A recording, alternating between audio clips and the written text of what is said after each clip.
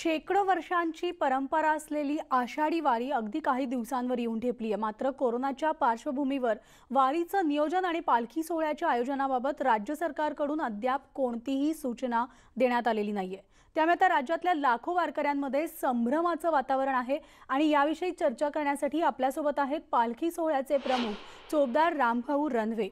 रामभाऊ, आपलं न्यूज 18 लोकमतमध्ये मनापासून स्वागत आहे। आणि आता सगळ्या भाविकांना खरं तर वारीचे वेध लागलेले असतात या दिवसांमध्ये।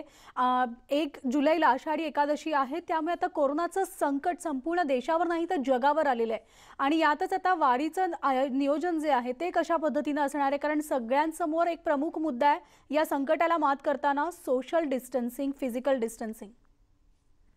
रामकृष्ण हरी। आता अवघ्या महाराष्ट्राचे जे सांस्कृतिक वैभव आषाढी वारी, तर साधारण मुक्ताईच्या पालखी सोहळ्याचं प्रस्थान अवघ्या 15 दिवसावर येऊन ठेपलेलं आहे आणि माऊलींच्या पालखी सोहळ्याचं प्रस्थान हे अवघ्या 1 महिन्यावर आलेलं आहे। परंतु हा 15-20 लाखाचा सोहळा जो जातो दरवर्षी पायी पंढरपूरला, तो प्रॅक्टिकली कोरोनाच्या पार्श्वभूमीवर शक्य नाही याची महाराष्ट्रातल्या सर्व वारकऱ्यांना जाणीव आहे आणि फक्त शासनाकडून वारकऱ्यांची एवढीच अपेक्षा आहे की तो अल्प प्रमाणात का होईना, म्हणजे आमचा 15-20 लाखांचा पालखी सोहळा आहे, तो कमीत कमी 1000-2000 लोकांमध्ये जरी झाला तरी चालेल। परंतु ही पायी वारी म्हणजे जी संतांच्या ज्या पालख्या, ही संतांची वारी म्हणतात। पंढरपूरला जात संतांच्या ज्या पादुका ठिकठिकाणून महाराष्ट्रभरातून पंढरपूरला जातात, या पादुका आणि काही प्रातिनिधिक मंडळी म्हणजे अगदी 10, 20, 50, 100 शासनाची परवानगी देईल तेवढीच मंडळी ही पंढरपूरला पायी जावीत अशी वारकऱ्यांची अपेक्षा आहे। परंतु आम्ही शासनाकडे फक्त अपेक्षा व्यक्त करून थांबत नाही, तर आमचे मोठे बंधू जे राजाभाऊ चोपदार, जे माऊलींच्या पालखी सोहळ्याचे वंश परंपरागत चोपदार म्हणून काम पाहतात, त्यांनी आणि मी एक ऍक्शन प्लॅन केला आहे आणि आम्ही 2 दिवसापूर्वीच विभागीय आयुक्त, माननीय विभागीय आयुक्त तसेच माननीय उपमुख्यमंत्री अजितदादा पवार यांना मेलद्वारे पाठवलं आहे की अशा स्वरूपात सोशल डिस्टन्सिंग करून आणि वारकऱ्यांपासून कोरोनाचा कुठलाही प्रचार प्रसार न होता वारी सुखरूपपणे पायी पोहोचू शकते। हा आराखडा नेमका कसा आहे रामभाऊ? हा नेमका आराखडा कसा आहे? हा जो ऍक्शन प्लॅन आहे नेमकं काय नमूद केलंय?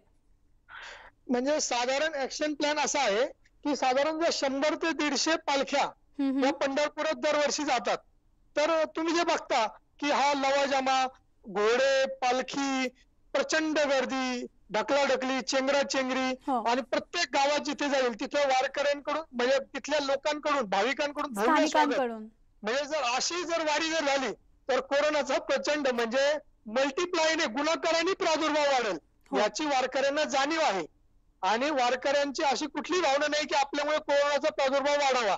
परंतु जे कायिक, वाचिक, मानसिक तप आहे, म्हणजे तसं जे शरीरालाही तप झालं पाहिजे, म्हणून ही फक्त पायी वारी पोहोचावी आणि ते आमचे प्रतिनिधी घेऊन पोहोचावे। म्हणजे जे शासन परवानगी देईल, शासनाने समजा माऊलींच्या पालखी सोहळ्याला 10 वारकरी घेऊन परवानगी दिली किंवा 100 वारकरी घेऊन दिली, तर आमच्या दिंड्यांमधले काही प्रातिनिधिक वारकरी ही वारी घेऊन जातील आणि त्याची वाटचाल ही जास्तीत जास्त पहाटे 3 वाजल्यापासून पहाटे 8 पर्यंत असेल अशी आमची संकल्पना आहे। आणि वाटचालीत कुठल्याही स्थानिक गावाचं म्हणजे अन्नदान करतात जे दरवर्षी, ते न घेता आपली आपली स्वयंपूर्ण यंत्रणा असावी आणि जे वारकरी असतील ते कोरोना चाचणी करून ते आम्ही वारकरी घेऊन जाऊ आणि कुठल्याही स्थानिक गावाशी संपर्क न करता निष्ठेने ही वारी पोहोचू अशी आमची भावना आहे। साधारण किती तारखेला वारीला सुरुवात होणार आहे? कारण प्रत्येक वारकऱ्याची आणि प्रत्येक भाविकाची इच्छा असते की या वारीमध्ये आपणही सहभागी व्हावा आणि अगदी सुरुवातीपासून ते आषाढी एकादशी पर्यंत विठू माऊलीच्या दर्शनापर्यंत या वारीमध्ये तल्लीन व्हावं। साधारण प्रमुख मानाच्या 7 पालख्या असतात, म्हणजे निवृत्ती ज्ञानदेव, सोपान, मुक्ताबाई, एकनाथ, नामदेव, तुकाराम। तर नामदेवरायांची पालखी पंढरपुरातच असते आणि सर्वात लांबून ही मुक्ताईची पालखी निघते, ती साधारण 27 मेला आता निघते, तिचा 650 किलोमीटरचा प्रवास असतो। त्यानंतर निवृत्तीनाथांची निघते, त्यानंतर 12 जूनला एकनाथ महाराजांची, तुकाराम महाराजांची निघेल, त्यानंतर माऊलींची ही 13 जूनला निघेल, त्यानंतर सोपन काकांची निघते, असा क्रम असतो।